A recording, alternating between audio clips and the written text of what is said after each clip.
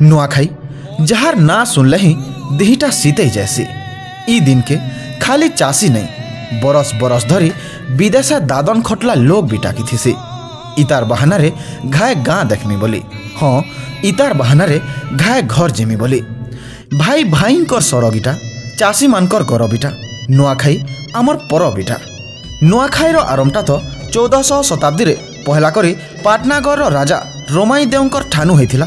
से जेतेबेले बस्तरगढ़ के जीति वर्षर पहला अमल होइथिबार धान के माँ पाटनेश्वरी ठाने अर्पण करथिले आउ राज्यर मंगल कामना करथिले।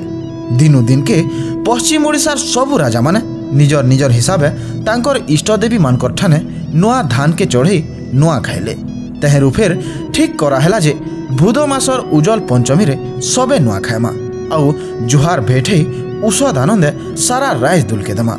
आउ आजी आमर नुआखाई परब देश विदेशे भी चर्चा होछे आउ समकु गुटे डोरा बांधिछे। इटा ही तो आमर नुआखाई है।